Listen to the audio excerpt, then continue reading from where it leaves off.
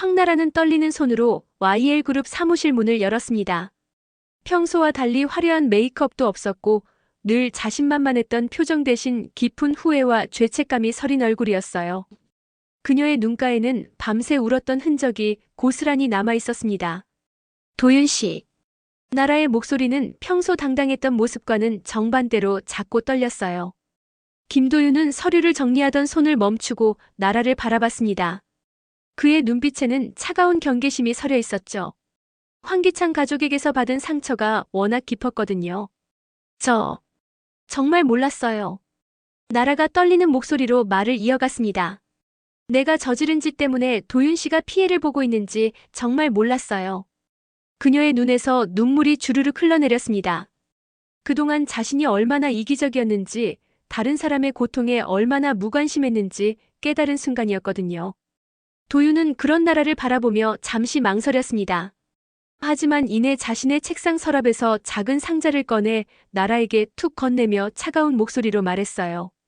황나라 씨 겁니다. 나라는 그 상자가 자신이 예전에 도윤에게 선물했던 부적이라는 것을 알아봤습니다. 안에 사랑이라고 적혀있던 그 부적 말이에요. 순간 얼굴이 화끈거렸습니다. 그 집안에 그래도 유일하게 정상인 사람이 있긴 있네요. 도윤의 말에는 냉소가 섞여 있었지만 동시에 나라에 대한 작은 인정도 담겨 있었어요.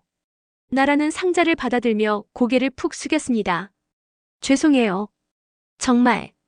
정말 죄송해요. 그날 저녁 기찬집 거실에는 무거운 침묵이 흘렀습니다. 나라는 큰 캐리어를 끌고 계단을 내려왔어요. 그 모습을 본 노숙자는 깜짝 놀라며 소리쳤습니다. 나라야, 어디 가는 거야? 왜 짐을 싸? 나라는 노숙자를 바라보며 단호한 표정을 지었습니다. 그녀의 눈빛에는 더 이상 흔들리지 않겠다는 결의가 담겨 있었어요. 엄마, 저 이제 이 집 떠날 거예요. 뭐? 갑자기 무슨 소리야? 노숙자가 당황하며 나라의 팔을 붙잡으려 했지만 나라는 한 발 뒤로 물러섰습니다. 바로 그때 황기찬이 서재에서 나와 상황을 파악했어요. 나라야, 무슨 일이야? 왜 갑자기? 나라는 기찬과 노숙자를 번갈아 보며 떨리는 목소리로 말했습니다. 제가 잘못 살았어요. 이 집안 사람들과 더 이상 같이 있을 수 없어요. 나라야, 너 뭔 소리를 하는 거야? 노숙자의 목소리가 점점 커졌어요. 우리가 한 가족인데 어떻게? 가족? 나라가 쓴웃음을 지으며 고개를 저었습니다. 엄마, 우리가 지금까지 한 게 가족이 할 짓이었어요? 다른 사람들 괴롭히고 거짓말하고 남의 것 빼앗고. 나라의 목소리가 점점 높아졌어요. 그동안 쌓였던 모든 죄책감과 분노가 한꺼번에 터져나오는 것 같았습니다. 도윤 씨가 얼마나 힘들었는지 아세요? 우리 때문에 억울한 누명까지 쓰고. 저는 더 이상 그런 사람이 되고 싶지 않아요. 기찬이 조심스럽게 다가와 말했습니다. 나라야, 진정해. 뭔가 오해가 있는 것 같은데. 오해요? 나라가 기찬을 똑바로 바라보며 말했어요. 오빠도 알고 계시잖아요. 우리가 얼마나 나쁜 짓을 했는지. 그녀는 캐리어 손잡이를 꽉 잡으며 마지막으로 말했습니다. 이제라도 바로잡고 싶어요. 제가 저지른 잘못들을. 노숙자는 절망적인 표정으로 나라를 바라봤어요. 나라야, 엄마 혼자 어떻게 살라고. 너마저 날 버리는 거야? 나라의 눈에서 다시 눈물이 흘렀지만 그녀의 결심은 흔들리지 않았습니다. 엄마, 저는 더 이상 잘못된 길을 걷고 싶지 않아요. 정말 미안해요. 현관문 앞에서 나라는 잠시 발걸음을 멈췄습니다. 뒤에서 따라 나온 기찬이 마지막으로 말을 걸었어요. 나라야, 정말 이렇게 갈 거야? 나라는 뒤돌아보지 않고 대답했습니다. 네. 이제 제 힘으로 살아보려고요. 남에게 피해주지 않으면서요. 문을 열며 나가려던 나라가 잠시 멈춰서 말했어요. 오빠도. 이제라도 잘못을 인정하고 바로잡으세요. 그래야 진짜 행복해질 수 있어요. 그렇게 나라는 캐리어를 끌고 어둠 속으로 사라져갔습니다. 뒤에 남겨진 기찬과 노숙자는 말없이 그녀의 뒷모습을 바라봤어요. 노숙자는 주저앉으며 중얼거렸습니다. 내가 뭘 잘못했다고. 나라마저. 기찬은 그런 노숙자를 바라보며 복잡한 심경이었어요. 나라의 말이 계속 머릿속에 맴돌았거든요. 이제라도 잘못을 인정하고 바로잡으세요. 하지만 기찬에게는 이미 너무 많은 것들이 얽혀 있었습니다. 돌이킬 수 없는 강을 이미 건너버린 것 같았어요. 그날 밤 기찬 집은 그 어느 때보다 적막했습니다. 나라라는 마지막 양심의 목소리마저 떠나버린 집에는 이제 죄책감과 불안만이 가득했거든요. 한편 나라는 원룸텔에서 창문 너머 도시의 불빛을 바라보며 다짐했습니다. 이제부터 정말 새로운 삶을 살 거야. 누구에게도 피해주지 않는 삶을. 그녀의 눈빛에는 더 이상 과거의 나약함이 없었어요. 진정한 어른으로 거듭나려는 의지로 가득했습니다. 다음 날 아침 노숙자는 초췌한 모습으로 윤희의 치킨집 앞에 나타났습니다. 어젯밤 나라가 떠난 충격에다가 60억 사기 사실까지 알게 되어 하룻밤 사이에 10년은 늙어 보였어요. 그녀의 눈가는 퉁퉁 부어 있었고 평소 화려하게 치장했던 모습은 온데간데 없었습니다. 정호성 씨. 노숙자의 목소리는 간신히 들릴 정도로 작고 떨렸어요. 정말 다 거짓말이었어요? 오성은 치킨집 테이블에 앉아 차가운 표정으로 노숙자를 바라봤습니다. 그의 눈빛에는 그동안 계획했던 복수가 완성되었다는 차가운 만족감이 서려 있었어요. 노숙자는 오성 앞에 털썩 주저앉으며 두 손을 모았습니다.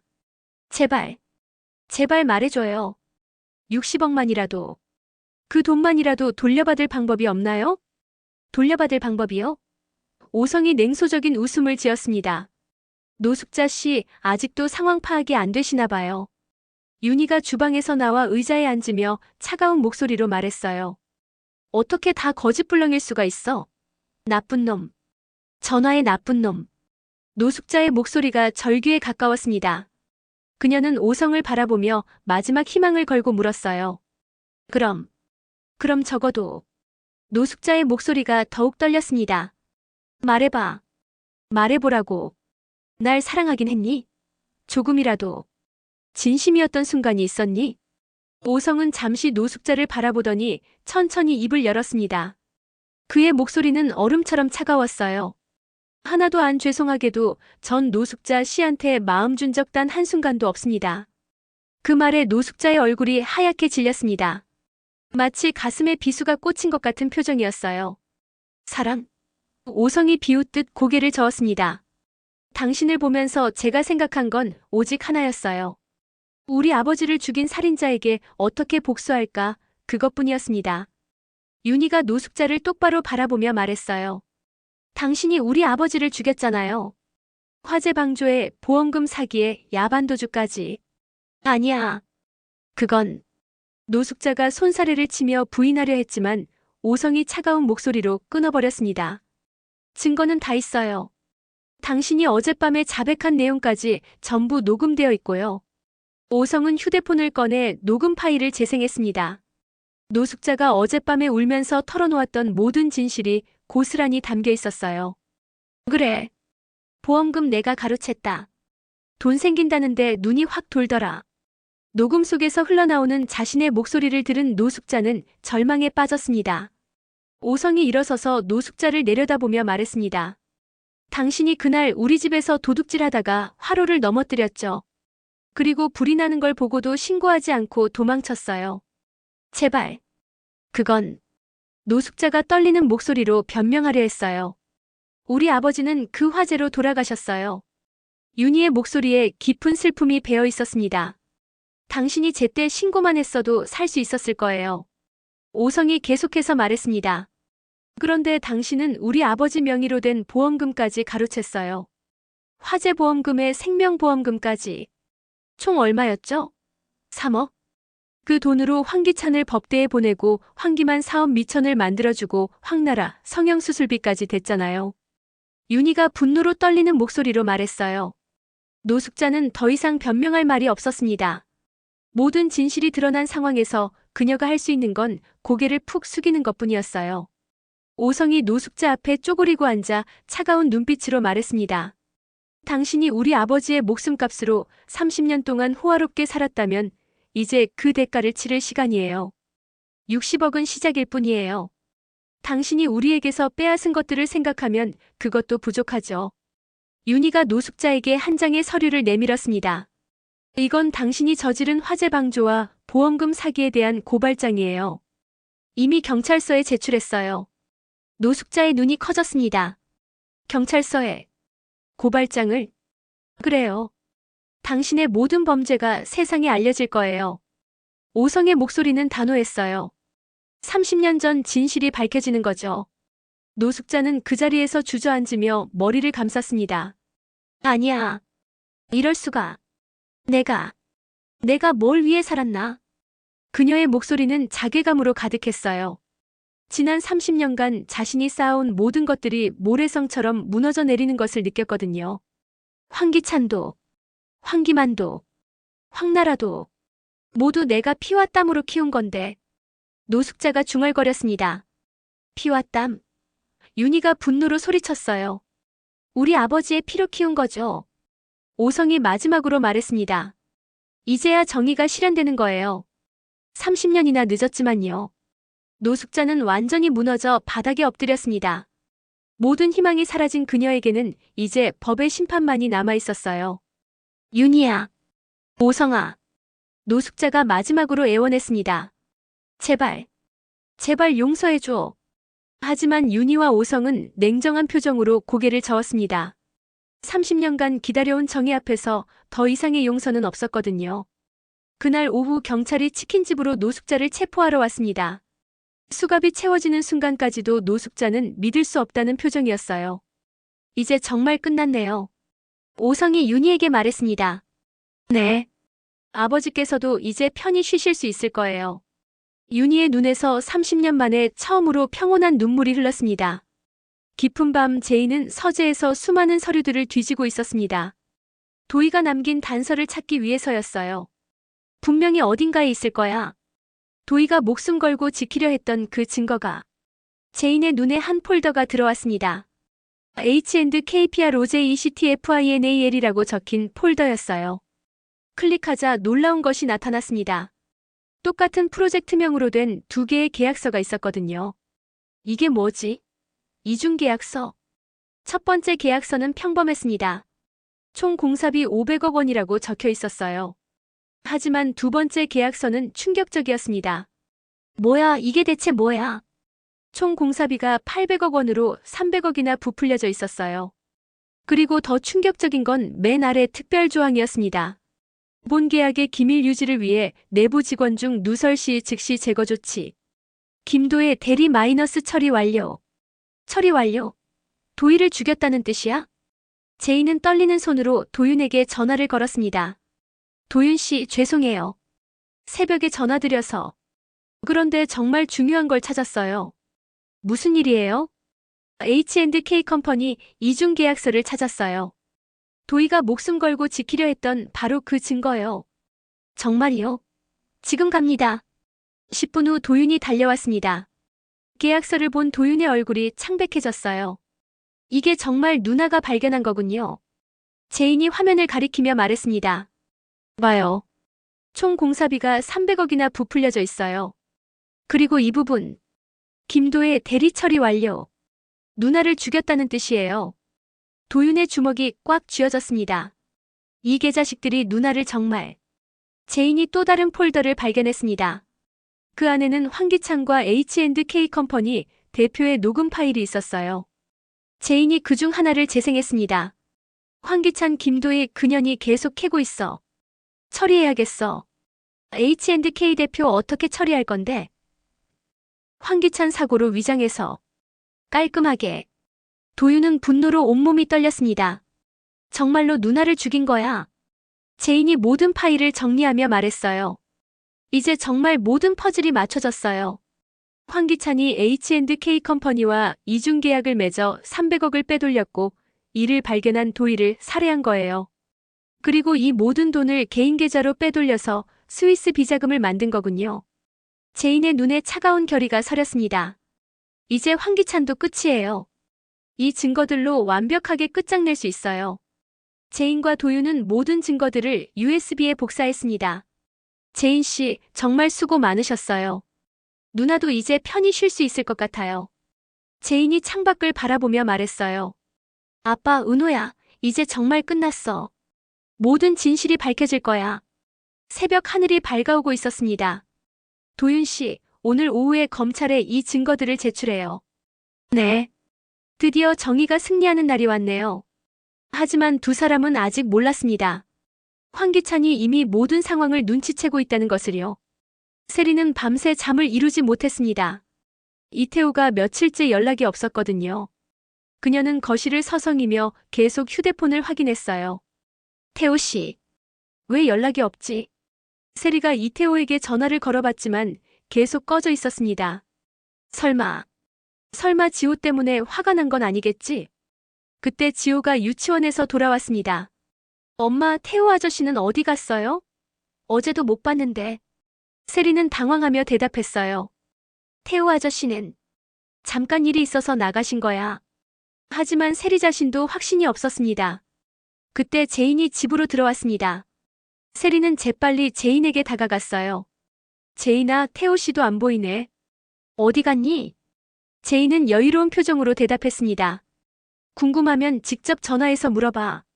전화가 안 받아져. 혹시 너가 뭔가 아는 거 아니야? 제인이 차가운 미소를 지으며 말했어요. 내가 왜 알아? 태호 씨 스케줄까지 내가 관리하는 것도 아니고. 세리는 제인의 여유로운 모습에 더욱 불안해졌습니다. 뭔가 자신이 모르는 일이 벌어지고 있다는 느낌이 들었거든요. 그때 이태호는 변호사 사무실에 있었습니다. 책상 위에는 친권 소송 관련 서류들이 가득했어요. 지호의 친권을 되찾으려면 어떤 절차가 필요한가요? 이태호가 진지하게 물었습니다. 변호사가 서류를 정리하며 말했어요. 친자 확인이 먼저 필요합니다. 그 다음에 현재 양육자인 강세리 씨의 양육 능력을 평가해야 하고요. 강세리의 양육 능력이요? 네. 특히 범죄 기록이나 아동에게 해로운 환경이 있다면 친권 변경에 유리합니다. 이태호의 눈이 번뜩였습니다. 범죄 기록이라. 강세리에게는 그런 게 많죠. 변호사가 고개를 끄덕였어요. 살인, 미수, 납치, 협박. 이 정도면 법원에서도 친권 변경을 심각하게 고려할 겁니다. 한편 세리는 이태호를 찾아 여기저기 돌아다니고 있었습니다. 호텔, 갤러리, 심지어 공항까지 찾아봤지만 소용없었어요. 도대체 어디 간 거야? 세리가 마지막으로 이태호가 묵었던 호텔에 전화를 걸었습니다. 이태호 씨 체크아웃 하셨나요? 네, 어제 오전에 체크아웃 하셨습니다. 어디로 가셨는지 아세요? 죄송하지만 그런 정보는 알려드릴 수 없습니다. 세리는 절망적인 기분이 들었어요. 이태호가 자신을 완전히 피하고 있다는 것을 깨달았거든요. 집으로 돌아온 세리 앞에서 지호가 물었습니다. 엄마, 태호 아저씨가 정말 내 아빠예요? 세리는 당황했어요. 누가 그런 얘기를 했니? 제인 엄마가 그랬어요. 태호 아저씨가 지호의 진짜 아빠라고. 세리의 얼굴이 창백해졌습니다. 제인이 지호에게까지 진실을 말한 거였어요. 지호야, 그건. 그럼 기찬 아빠는 가짜 아빠예요? 지호가 순진하게 물었습니다. 세리는 어떻게 대답해야 할지 몰랐어요. 아이에게 거짓말을 하자니 양심에 걸렸고 진실을 말하자니 모든 게 무너질 것 같았거든요. 변호사 사무실에서 나온 이태호는 마침내 결심을 굳혔습니다. 더 이상 미룰 수 없어. 지호를 위해서라도 친권을 되찾아야 해. 그는 제인에게 전화를 걸었어요. 제인 씨, 저입니다. 친권 소송을 시작하기로 했어요. 정말이요? 잘 결정하신 것 같아요. 세리에게는 언제 알려야 할까요? 제인이 잠시 생각하더니 말했어요. 오늘 저녁에 공식적으로 통보하는 게 어떨까요? 저도 함께 있을게요. 저녁이 되자 세리는 마지막으로 이태호에게 문자를 보냈습니다. 태호야, 제발 연락해. 우리 얘기 좀 하자. 지호 때문에라도. 하지만 답장은 오지 않았어요. 세리는 절망적인 마음으로 지호를 바라봤습니다. 이태호까지 잃으면 진짜 모든 게 끝이라는 생각이 들었거든요. 내가 뭘 잘못한 거지? 하지만 이미 늦었어요. 이태호는 변호사와 함께 친권 소송 준비를 마쳤고 세리에게는 곧 충격적인 통보가 전달될 예정이었거든요. 그날 저녁 세리가 집 앞에서 기다리고 있을 때 검은색 승용차 한 대가 멈춰섰습니다. 이태호가 정장을 입고 내렸어요. 그의 표정은 그 어느 때보다 진지했습니다. 태호야. 세리가 달려가려 했지만 이태호는 차가운 표정으로 손을 들어막았어요. 강세리 씨, 할 말이 있습니다. 세리는 이태호의 달라진 모습에 불안감을 느꼈습니다. 평소 부드럽던 목소리가 완전히 달라져 있었거든요. 무슨 얘기를 그렇게 심각하게? 이태호가 서류 봉투를 세리에게 건네며 말했어요. 지호의 친권 소송을 시작합니다. 황기찬은 회장실에서 신문들을 펼쳐놓고 있었습니다. 모든 일면이 자신에 관한 기사로 도배되어 있었어요. YL그룹 황기찬 회장, 도의 사건 재수사로 위기. H&K 컴퍼니 비리 의혹, 황기찬과 연결고리 발견. 황기찬 회장 검찰 출석 임박. 기찬의 얼굴이 점점 일그러졌습니다. 이런 게 같은. 그때 비서가 급하게 들어왔어요. 회장님 큰일 났습니다. 투자자들이 모두 계약 파기를 통보했어요. 뭐라고? 삼성물산, LG건설, 현대엔지니어링까지 모든 협력업체들이 손을 떼겠다고 합니다. 기찬이 책상을 주먹으로 쳤습니다. 미친놈들이 다. 오후에는 더욱 충격적인 소식이 들려왔습니다. 이사진들이 긴급 회의를 소집한 것이었어요. 회의실에 들어간 기찬 앞에서 이사들이 차례로 입을 열었습니다. 회장님 더 이상은 어렵겠습니다. 회사 이미지가 바닥까지 떨어졌어요. 주주들도 회장님 해임을 요구하고 있습니다. 기찬이 분노로 소리쳤어요. 너희들이 지금 나한테 배신하는 거야? 배신이 아닙니다. 회사를 살리기 위한 선택이에요. 임시 주주총회를 소집해서 회장직 해임안을 상정하겠습니다. 기찬은 완전히 고립되었음을 깨달았습니다. 그동안 자신을 따르던 사람들마저 등을 돌린 것이었어요. YL그룹 건물 앞에는 수십 명의 기자들이 몰려들었습니다. 기찬이 건물에서 나오자 플래시가 터지며 질문들이 쏟아졌어요. 회장님, H&K 컴퍼니 비리 의혹에 대해 해명해 주세요. 김도의 대리 살해 의혹은 사실인가요? 스위스 비자금 계좌는 어떻게 설명하실 건가요? 기찬은 기자들을 피해 차에 급히 올라탔습니다. 차창 밖으로 들리는 기자들의 외침이 마치 사형 선고처럼 들렸어요. 집에 도착한 기찬은 서재에 틀어박혀 술을 마시기 시작했습니다. 책상 위에는 검찰 출석 통지서가 놓여 있었어요. 이렇게 될 줄 몰랐는데. 기찬의 머릿속에는 지난 일들이 파노라마처럼 스쳐 지나갔습니다. 처음 제인을 배신했던 순간부터 지금까지의 모든 일들이요. 그때 세리가 서재로 들어왔습니다. 기찬 씨, 괜찮아요? 괜찮을 리가 있나? 기찬이 술잔을 들이키며 말했어요. 모든 게 망했어. 회사도 명예도 모든 게 다 망했다고. 세리가 조심스럽게 말했어요. 그래도 아직 끝난 건 아니잖아요. 끝났어. 기찬이 소리쳤습니다. 너도 이태호한테 지호 빼앗기고 나도 모든 걸 잃고. 이제 정말 끝이야. 술에 취한 기찬은 점점 더 위험한 생각을 하기 시작했습니다. 차라리 모든 걸 없애버릴까? 기찬이 컴퓨터를 켜고 회사 시스템에 접속했어요. 모든 증거를 지워버리려는 생각이었습니다. H&K 컴퍼니 파일부터 다 지워버리자. 하지만 파일들이 이미 삭제되어 있었어요. 제인이 미리 모든 증거를 빼간 것이었습니다. 이미 늦었나? 기찬은 절망에 빠졌어요. 증거 인멸마저 실패한 것이었거든요. 그때 기찬의 눈에 금고가 들어왔습니다.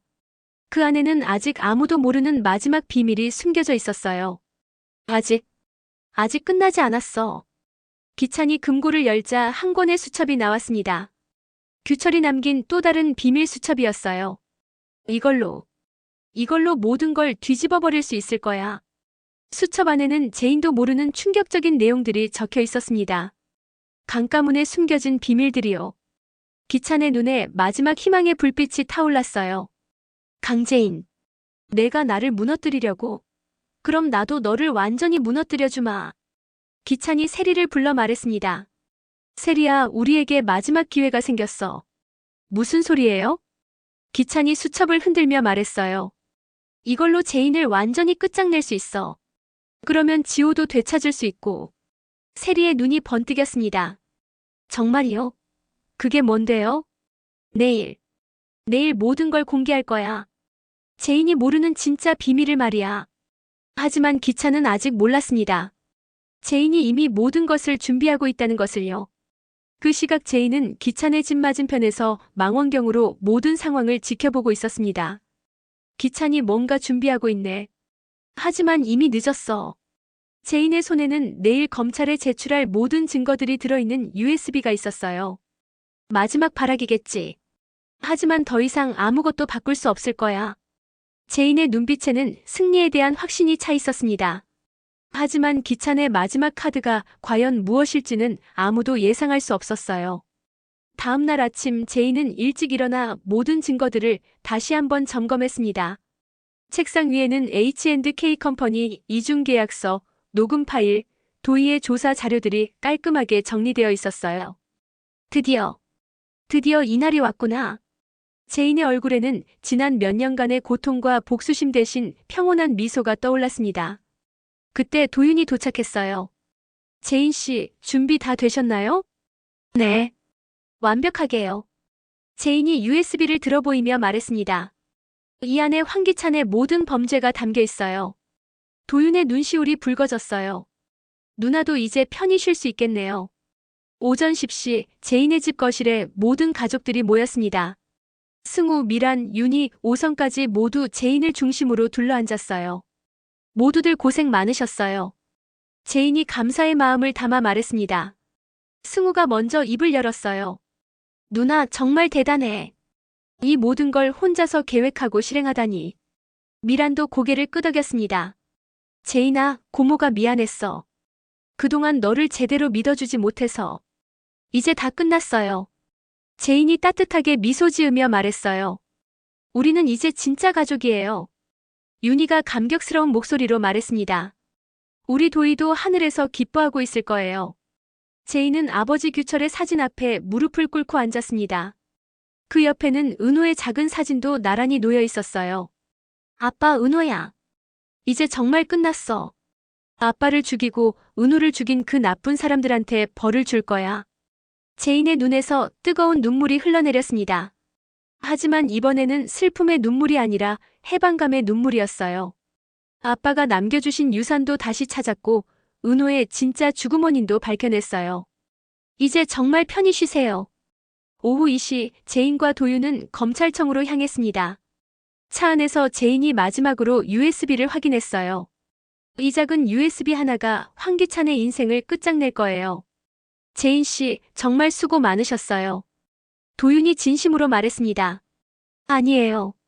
이 모든 건 도윤 씨가 도와주셨기 때문에 가능했어요. 두 사람은 서로를 바라보며 따뜻한 미소를 나눴습니다. 길고 힘든 여정을 함께 걸어온 동지 같은 마음이었어요. 검찰청에 도착한 제인과 도윤은 담당 검사를 만났습니다. 이게 H&K 컴퍼니 이중 계약서의 모든 증거입니다. 제인이 USB를 건네며 말했어요. 검사가 파일들을 확인하더니 놀란 표정을 지었습니다. 이건 완전한 증거네요. 이 정도면 황기찬을 확실히 기소할 수 있겠습니다. 김도의 대리 살해 증거도 다 들어있어요. 도윤이 덧붙였습니다. 내일부터 즉시 수사에 착수하겠습니다. 두 분 정말 고생 많으셨어요. 검찰청에서 나온 제인은 기찬에게 전화를 걸었습니다. 황기찬. 제인, 너 어디서 전화하는 거야? 제인의 목소리가 차갑게 울렸습니다. H&K 컴퍼니 이중 계약서를 찾았어. 전화 너머로 기찬이 숨을 멈추는 소리가 들렸어요. 어떻게? 그걸 어떻게 찾았어? 도희를 죽인 이유까지 모두 알고 있어. 그리고 방금 검찰에 모든 증거를 제출했어. 뭐라고? 제인의 목소리가 더욱 단호해졌습니다. 내일 아침 뉴스에 모든 게 공개될 거야. 내가 저지른 모든 범죄가 세상에 알려지는 거야. 기찬이 떨리는 목소리로 말했어요. 제인. 제발. 제인이 차가운 웃음을 지었습니다. 내가 내게 제발이라고 할 때는 언제였지? 은호가 죽어갈 때, 아빠가 죽어갈 때 내가 얼마나 애원했는데. 이제 모든 게 끝났어, 황기찬. 내가 내게서 빼앗은 모든 것들을 되찾았어. 전화를 끊은 제인은 하늘을 올려다봤습니다. 아빠, 은호야. 이제 정말 정의가 승리했어. 저녁 제인의 집에서는 조용한 축하 모임이 열렸습니다. 모든 가족들이 둘러앉아 식사를 하며 새로운 시작을 다짐했어요. 이제부터는 정말 행복하게 살자. 승우가 밝게 말했습니다. 그래. 이제 과거는 모두 잊고 새로 시작하는 거야. 미란도 동의했어요. 제인이 모든 사람들을 바라보며 말했습니다. 고마워요, 모두들. 혼자서는 절대 할 수 없었을 일이에요. 도윤이 제인의 손을 잡으며 말했어요. 이제 정말 새로운 인생이 시작되는 거예요. 그 시각 기차는 서재에서 완전히 무너져 있었습니다. 모든 게 끝났다는 것을 깨달았거든요. 끝났다. 정말 모든 게 끝났어. 세리가 들어와 물었어요. 기찬 씨, 어떻게 됐어요? 제인이 모든 증거를 검찰에 넘겼어. 이제 정말 끝이야. 기찬의 마지막 카드마저 소용없게 된 것이었습니다. 제인의 완벽한 계획 앞에서 모든 발악은 무의미했어요. 하지만 제인은 아직 몰랐습니다. 기찬이 마지막으로 준비한 것이 있다는 것을요. 기찬은 제인의 전화를 받고 완전히 무너져 있었습니다. 하지만 갑자기 그의 눈빛이 번뜩였어요. 금고에서 꺼낸 규철의 비밀 수첩을 다시 펼쳐든 것이었습니다. 아직 끝나지 않았어. 수첩 안에는 제인도 모르는 충격적인 내용들이 적혀 있었어요. 강가문에 숨겨진 비밀들이요. 제인이의 진짜 출생의 비밀. 자영이 숨긴 진실. 승우의 또 다른 아버지. 기찬의 입꼬리가 서서히 올라갔습니다. 강제인. 내가 나를 끝장내려고. 그럼 나도 너를 완전히 무너뜨려주마. 기찬이 다시 제인에게 전화를 걸었습니다. 제인아, 아직 전화 안 끊었지? 뭘 더 할 말이 있어? 제인의 목소리는 차가웠습니다. 기찬이 냉소적으로 웃으며 말했어요. 너는 모든 걸 안다고 생각하겠지만 아직 내가 모르는 게 있어. 무슨 소리야? 내 아버지 규철이 남긴 진짜 비밀 말이야. 내가 찾은 건 빙산의 일각에 불과해. 제인의 목소리가 조금 흔들렸어요. 무슨 뜻이야? 내일 모든 걸 세상에 공개할 거야. 너에 관한 진짜 진실을 말이야. 전화를 끊은 제인은 당황했습니다. 자신이 모르는 아버지의 비밀이 또 있다는 말에 불안감이 들었거든요. 도윤 씨, 혹시 우리가 놓친 게 있을까요? 도윤도 걱정스러운 표정이었어요. 글쎄요.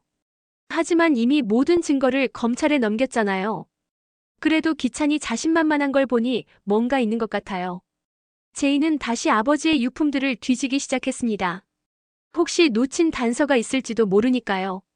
한편 세리는 기찬의 변화된 모습을 보고 희망을 품었습니다. 정말이요? 제인을 무너뜨릴 수 있다고요? 그래. 이번엔 진짜야. 기찬이 수첩을 흔들며 말했어요. 이걸로 제인의 모든 계획을 뒤엎을 수 있어. 그럼 지호도 당연히 되찾을 수 있어. 제인이 무너지면 모든 게 원래대로 돌아갈 거야. 세리의 눈에 다시 희망의 빛이 떠올랐습니다. 그 시각 제인의 집에서는 승우가 불안해하고 있었습니다. 누나, 기찬이 또 무슨 음모를 꾸미는 거 아닐까요? 걱정 마, 승우야. 이미 모든 증거를 넘겼으니까 더 이상 어떻게 할 수 없을 거야. 하지만 제인의 목소리에도 약간의 불안감이 섞여 있었어요. 미란이 걱정스럽게 말했습니다. 제인아, 혹시 모르니까 더 조심해야 할 것 같은데.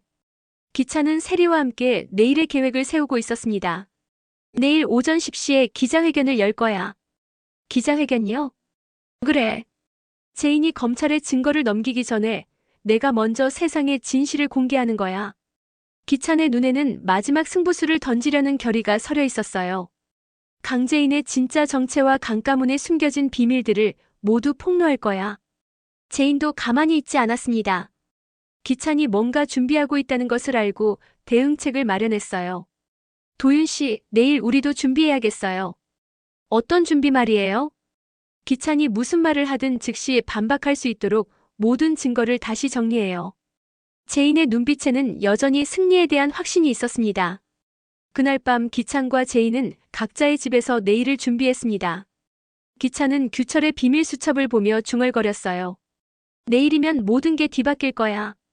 제인은 모든 증거들을 다시 점검하며 다짐했습니다. 무슨 일이 있어도 절대 흔들리지 않을 거야. 새벽이 밝아오고 있었습니다. 제인과 기찬의 마지막 대결이 시작될 날이었어요.